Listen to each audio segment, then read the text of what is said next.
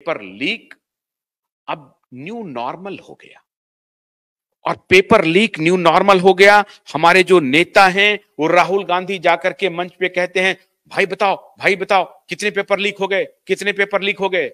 और उनके द्वारा एक प्रायोजित व्यक्ति आकर के कहता है कि साहब मेरा ये पेपर लीक हो गया, अब मैं क्या करूंगा। पेपर लीक में नेताओं की गाढ़ी कमाई छिपी हुई है और खास तौर से चुनावी साल में जो एग्जाम्स होते हैं उसका तो पेपर लीक होना ही होना है। आप कल्पना कीजिए 65,000 की एक भर्ती है, उसके लिए 48 लाख से अधिक आवेदन आते हैं। 100 रुपए का ही आप पकड़ लीजिए एक फॉर्म, कितने करोड़ में चला गया मामला। और उसके बाद पैसा कहां गया? खजाने में। उसके बाद वो परीक्षा रद्द। लाखों करोड़ों का कारोबार है पेपर लीक, हजार नहीं लाखों करोड़ का कारोबार है। और आप समझ रहे हैं कि पेपर लीक एक मामूली बात हो गई और कल हम एक स्टैंडिंग ऑर्डर ले आएंगे और पेपर लीक के गुनहगारों को सख्त सजा दे देंगे। गलतफहमी में हैं आप। हमारे उत्तर प्रदेश के मुख्यमंत्री चाह भी रहे होंगे, क्योंकि मैं जानता हूं योगी कम से कम बेईमान नहीं हो सकते, योगी कम से कम बेईमान नहीं हो सकते, मुझे आज भी भरोसा है। लेकिन ये माफिया उनके ऊपर एक तोहमत मढ़ने के लिए षड्यंत्र रच रहे हैं और इस षड्यंत्र को योगी को बेनकाब करना पड़ेगा। योगी ने उत्तर प्रदेश में गुड गवर्नेंस की एक मिसाल कायम की है, लेकिन ये उनकी फेल्योर में गिना जाएगा, क्योंकि उत्तर प्रदेश में लगातार पेपर लीक हो रहे हैं। ये कौन करवा रहा है पेपर लीक? इनकी संलिप्तता को योगी को निकालना पड़ेगा। हमको पूरा उम्मीद है कि उत्तर प्रदेश का मुख्यमंत्री गुनहगारों को पकड़ेगा, सजा भी देगा। लेकिन उत्तर प्रदेश का मुख्यमंत्री क्या कर पाएंगे जब ये पेपर लीक राजस्थान में हो जाएगा, जब ये पेपर लीक मध्य प्रदेश में हो जाएगा, जब ये पेपर लीक पश्चिम बंगाल में पिछले 7 साल में सबसे ज्यादा बार पेपर लीक होने की घटनाएं आ रही हैं। और ममता बनर्जी की शासन जो गुड गवर्नेंस का दावा ठोकते रहती है। इतने कॉम्प्लिकेशंस हैं पेपर लीक के विषय में, उन सारे कॉम्प्लिकेशंस को जब देखेंगे तो आपको कुछ फंडामेंटल चीजों पर ध्यान देना पड़ेगा। और इसलिए मैंने फंडामेंटल मुद्दों को उठाया है कि कैसे सरकारी विद्यालयों को तबाह किया गया, कैसे सरकारी यूनिवर्सिटीज को तबाह किया जा रहा है और फिर पेपर लीक का एक नया बाजार बनाया जा रहा है और पेपर लीक के माध्यम से पूरे देश के युवाओं को एक प्रकार से हतप्रभ कर रहा है और वो उनके पास कोई साधन नहीं है इसका मुकाबला करने का। करोड़ों युवा परेशान हैं, बदहाल हैं।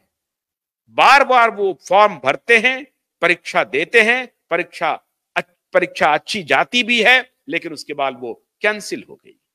अब आप सोचिए कितना बड़ा अपराध है। और यह अपराध कोई एक मुख्यमंत्री नहीं कर रहा, कोई एक स्टेट नहीं कर रहा, पूरा देश कर रहा है।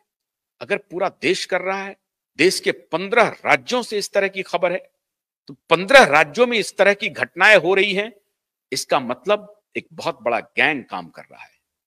बिहार का एक नाम आपने सुना होगा, एक रंजीत डॉन बड़ा पॉपुलर हुआ था और वो रंजीत डॉन बिहार के बीपीएससी से लेकर यूपीएससी तक उसकी नजर हो जाती थी, वहां तक वो पहुंच जाते थे।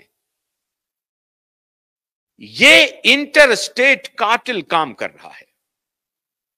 जो गैंग राजस्थान में ऑपरेट करता है उसके तार उत्तर प्रदेश से भी जुड़े होते हैं, उसके तार फिर मध्य प्रदेश से भी जुड़े होते हैं।